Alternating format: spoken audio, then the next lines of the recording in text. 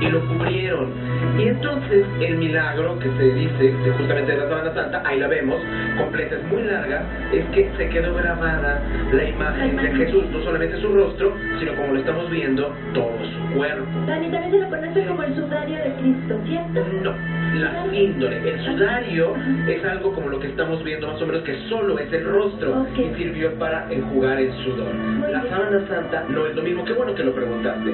Se encontró en ese lugar que acabamos de ver, que en Jerusalén después estaba originalmente en Jerusalén, pasó a Edesa a Constantinopla, y de Constantinopla la llevaron a Francia, siempre porque claro, el poder en turno la fue recuperando, y el día de hoy pasó de Chambéry en Francia a Turín. A mí me tocó verla en Turín en 1998. ¿Qué dicen? O sea, ¿qué hicieron análisis y todo esto? Sí, no, de hecho fueron necesarios porque la sábana, lo que estamos viendo es una dramatización, pero fue fotografiada por un fotógrafo que se llamaba Secondo Pia y descubrió algo sorprendente, que lo que vemos en la tela en realidad era un negativo, que si lo ves como lo estamos viendo aquí como positivo, el proceso de la fotografía, tal vez algunas personas no nos alterada, pero estás viéndolo como al contrario, como si lo vieras como, bueno, es que hoy ya no hay tanto la fotografía como originalmente había, pero era un negativo, así se le conoce, como un negativo. ¿Qué nos dio a conocer? Todos estos análisis, cuando fueron realizados, sobre todo por una comisión que en 1978 se conoció como la Comisión Sturm,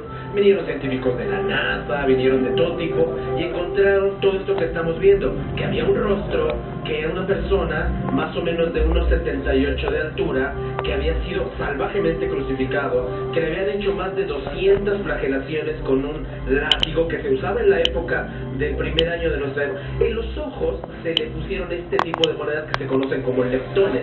Estos son los leptones que solo existieron hasta el año 3 de nuestra era. O sea, coincide con un hombre que podría haber sido crucificado.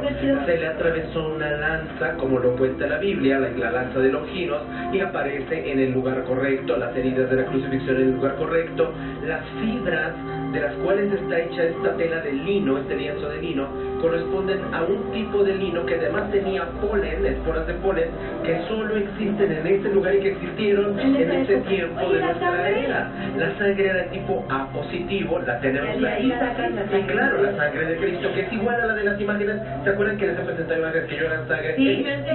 Es idéntica.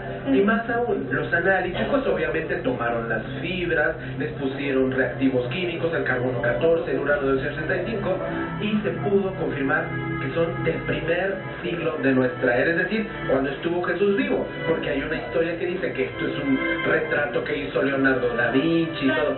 Aquí sí debo decirlo como investigador, a mí me tocó estar ahí, tuve la oportunidad en 1998 de estar en esto que se llaman las ostensiones. Las primeras estuvieron muchos años antes, pero yo estuve en 1998 y en el año 2000 en las dos últimas ostensiones, exhibiciones públicas de la Sábana Santa, que bueno, me dieron la oportunidad de ir donde se analizó por una comisión de expertos y que bueno, se dieron cuenta que era una imagen tridimensional que tenía las características de como Jesús está descrito en la Biblia, y además en la Sábana Santa y en el sudario que tú me decías, Rosa Aurora, y además que corresponde, esta es una imagen, vamos a decir, tridimensional de cómo habría sido Cristo, y más aún, que es cierto que fue completamente crucificado tal como lo dice la Biblia, y que todo lo que la ciencia reveló un tiempo y que la NASA dio por real en 1978 es absolutamente cierto. Incluso se quemó el Duomo de Turín donde está, y lo único que se salvó de ahí fue la Sábana Santa. A mí me tocó estar ahí justamente en el 98 cuando esto pasó. Estas son imágenes que yo grabé con mi cámara, con los investigadores de todo el mundo. Todo el mundo llevaba sus libros y sus respectivas investigaciones, y a mí me tocó conocer a estas personas que pues dieron sus vidas para aprender de qué se trataba esto.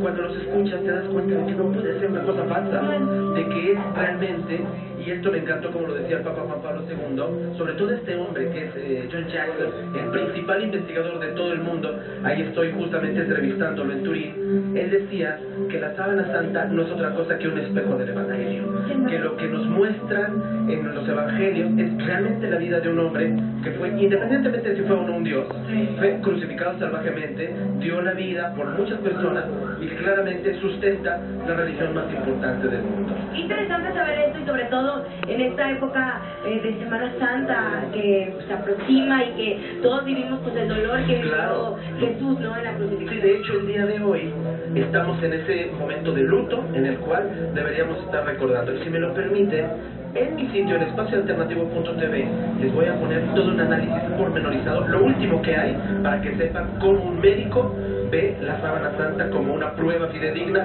de la existencia de un hombre que tal vez dio realmente la vida por nosotros. Espacioalternativo.tv. Yo tengo una dudita. ¿Cuántos años tienes analizando esta sábana? ¿Cuándo fue descubierta exactamente? Estamos hablando de principios de la era cristiana y analizándola formalmente desde 1978. Muy bien, Ana. Bueno. Un aplauso para Gracias a ustedes. Feliz Semana Santa. Muchísimas gracias. Gracias. Gracias a ustedes. Muchas gracias. Y don Chino.